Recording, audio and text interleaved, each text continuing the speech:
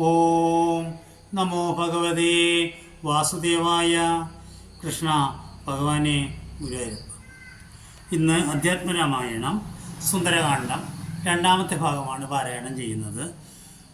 ഹനുമാൻ സ്വാമി സുന്ദരകാന്ഡം നിറഞ്ഞു നിൽക്കുകയാണ്. രാവണനോട് ഒറ്റയ്ക്ക് ഏറ്റുമുട്ടുന്ന രംഗമാണ് ഇതിൽ പ്രധാനപ്പെട്ടത്.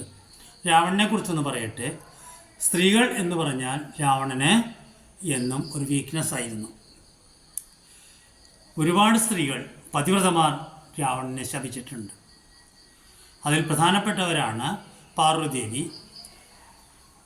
ശചീദേവി, ഉർവശി. ഏറ്റവും അവസാനത്തേതാണ് വേദവതി.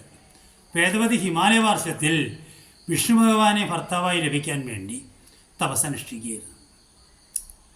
പുറകിൽ നിന്ന് ചെന്ന് വേദവതിയെ രാവണൻ ആലിംഗനം ചെയ്തു. തൻ്റെ ശരീരം തൊട്ടശുദ്ധമാക്കിയ രാവണനെ വേദവതി ശപിച്ചു. മേലാൽ വേറൊരു സ്ത്രീയുടെ ശരീരത്തിൽ നീ അനുവാദം കൂടാതെ സ്പർശിച്ചാൽ അപ്പോൾ നിന്റെ തല പൊട്ടിത്തെറിക്കും. യോഗാഗ്നിയിൽ രാവണൻ്റെ മുമ്പിൽ വെച്ച് തന്നെ വേദവതി തൻ്റെ ശരീരം വെടിയുകയും ചെയ്തു. അതുകൊണ്ടാണ് സീതാദേവിയെ ശിംശുവാവൃക്ഷത്തിൻ്റെ ചുവട്ടിൽ അശോകവനികയിൽ രാവണൻ പാർപ്പിച്ചത്. അങ്ങനെ ചെന്നു സീതയെ ആരാമത്തിൽ ശിംശുവൃക്ഷത്തിൻ്റെ ചുവട്ടിൽ കണ്ടു. ഒരു വർഷക്കാലമായി ദേവി കുളിക്കുകയോ വസ്ത്രം മാറുകയോ ആഹാരം കഴിക്കുകയോ ചെയ്തിട്ടില്ല. ഇത് മനസ്സിലാക്കിയ ദേവേന്ദ്രൻ അമൃത് കൊണ്ടുവന്ന് കൊടുത്തു. അമൃത് കഴിച്ചാൽ പിന്നെ ദാഹമോ വിശപ്പോ ഉണ്ടാകില്ല. ഹനുമാൻ തൻ്റെ ശരീരം വളരെ ചെറുതാക്കി ഇലച്ചാർത്തുകൾക്കിടയിൽ മറഞ്ഞുകൊണ്ട് രാമൻ്റെ ചരിതം ആകാശത്തിൽ ഇരുന്നു കൊണ്ട് പതുക്കെ പതുക്കെ പറഞ്ഞു. കാരണം എന്താണെന്ന് വെച്ച് കഴിഞ്ഞാൽ രാവണന് രാക്ഷസന്മാർക്ക് വേഷം മാറാനുള്ള കഴിവുണ്ട്. ദേവി വിശ്വസിക്കണമെന്നുണ്ടെങ്കിൽ വലിയ പാടാണ്. ഒരു പക്ഷേ രാവണൻ തന്നെയായിരിക്കാം തൻ്റെ മുമ്പിൽ വരുന്നതെന്ന് ദേവി ശങ്കിക്കാം. അതുകൊണ്ടാണ് പറയുന്നത്. രാമചരിതം വളരെ വിശദമായി വിശദീകരിച്ചു. ദേവി പറഞ്ഞു, ഇത് സത്യമാണെങ്കിൽ ആ വ്യക്തി എൻ്റെ മുമ്പിൽ വരണം എന്ന് പറഞ്ഞു.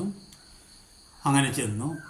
ദേവി സംശയത്തോടെ നോക്കുകയും തൻ്റെ രണ്ട് തുടയിടകൾക്കിടയിൽ തല പൂഴ്ത്തുകയും ചെയ്തപ്പോൾ ഹനുമാൻ വ്യക്തമായ സ്വരത്തിൽ പറയുകയാണ്, ശരണമിഹ ചരണ സരസിജ മഹില നായികേ, ശങ്കിക്ക വേണ്ട കുറഞ്ഞൊന്നുമെന്നെ നീ, തവ സജീവനഹമിഹ തഥാവിധനല്ലഹോ ദാസോസ്മി കോസലേന്ദ്രസ്യ രാമസ്യ. ഞാൻ കോസലരാജാവായ രാമൻ്റെ ദാസനായതുപോലെ തന്നെയാണ് ഹേ ദേവി, ഞാൻ അങ്ങയുടെയും ദാസനാണ്.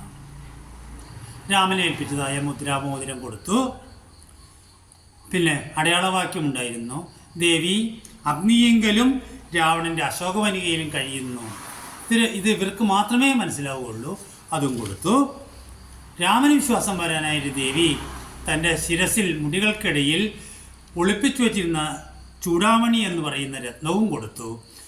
ശക്രാത്മജൻ എന്ന് പറയുന്ന കാകകൃതി ദേവേന്ദ്രപുത്രൻ വന്ന് തന്നെ ഒരിക്കൽ ഉപദ്രവിച്ച് ആ കഥയും പറഞ്ഞു കൊടുത്തു. അങ്ങ് മടങ്ങാനായിട്ട് ആരംഭിക്കുകയാണ്. വളരെ വിഷമമുണ്ട്, എത്രയും വേഗം രാമൻ വരണമെന്ന് പറഞ്ഞപ്പോൾ ഹനുമാൻ പറയുകയാണ്, ദേവി ആഗ്രഹിക്കുന്നുവെങ്കിൽ എൻ്റെ ചുമലിലെടുത്തുകൊണ്ട് ഞാൻ രാമസന്നിൽ കൊണ്ടുവന്നാക്കും. ദേവി പറഞ്ഞു, മോഷ്ടിച്ചാണ് എന്നെ ഇവിടെ കൊണ്ടുവന്നത്. വീണ്ടും ഒരു മോഷ്ടാവ്, അത് ഞാൻ ആഗ്രഹിക്കുന്നില്ല. അതല്ലല്ലോ രാമൻ്റെ അവതാര ഉദ്ദേശം. അതുകൊണ്ട് എത്രയും വേഗം രാമൻ വരട്ടെ എന്ന് പറഞ്ഞു. അപ്പോൾ അവിടെ വെച്ച് ചിന്തിക്കുകയാണ്, ഒരു യഥാർത്ഥ അംബാസഡർ വിദേശ രാജ്യത്ത് പോയാൽ എങ്ങനെയായിരിക്കണം എന്ന് ഹനുമാൻ ചിന്തിക്കുകയാണ്. രാവണൻ്റെ കൊട്ടാരത്തിലേക്ക് ചെല്ലൽ അവിടെ അനുവാദം കിട്ടുകയില്ല. അപ്പോൾ എന്തു വേണം? തന്നെ എടുത്ത് അവിടെ കൊണ്ടുപോകണം. അതിനുവേണ്ടി ആദ്യത്തെ രാവണൻ്റെ ഇഷ്ടപ്പെട്ട ആരാമം അങ്ങോട്ട് തകർത്തു. ആരാമത്തിലെ കാവൽക്കാരെ മുഴുവൻ കൊന്നു. ആയിരക്കണക്കിന് രാക്ഷസർ ആരാമത്തിൽ സംരക്ഷണത്തിനായിട്ട് വന്നു. അക്ഷകുമാരൻ രാവണൻ്റെ ഇളയപുത്രനും വന്നു.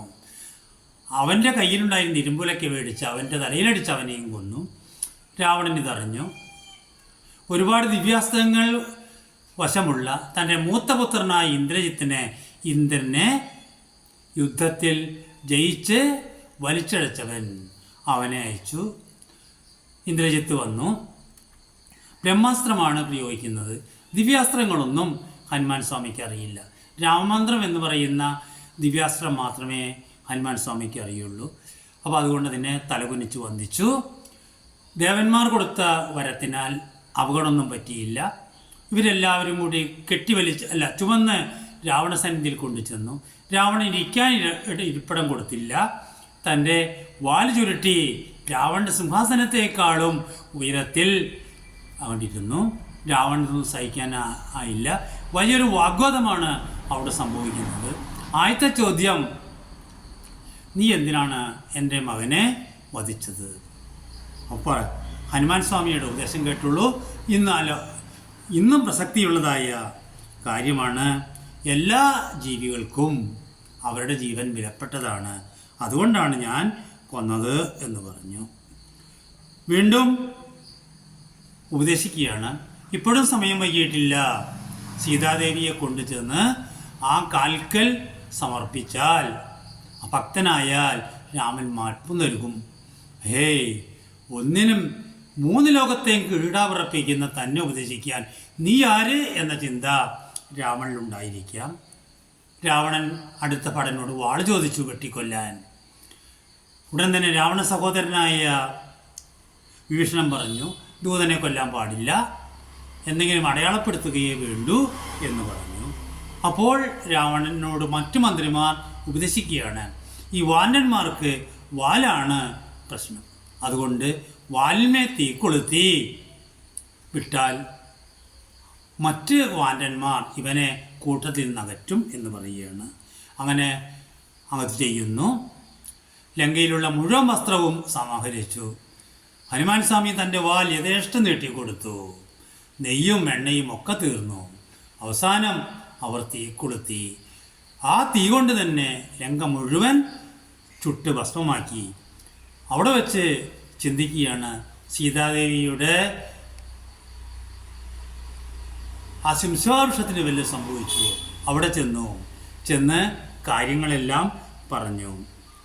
അങ്ങനെ തിരിച്ചിങ്ങോട്ടുള്ള യാത്രയാണ്.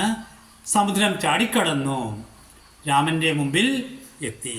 രാമൻ ചൂടാമണിയും അടയാളവാക്യവും നൽകി. ശ്രീരാമചന്ദ്ര പ്രഭു ഹനുമാനെ ആലിംഗനം ചെയ്തു പറഞ്ഞു, നിനക്ക് മാത്രമേ ഇത് സാധിക്കുകയുള്ളൂ എന്ന് പറഞ്ഞു. ഓം നമോ ഭഗവതേ വാസുദേവായ. കൃഷ്ണ ഭഗവാനെ ഗുരുവായൂരപ്പ.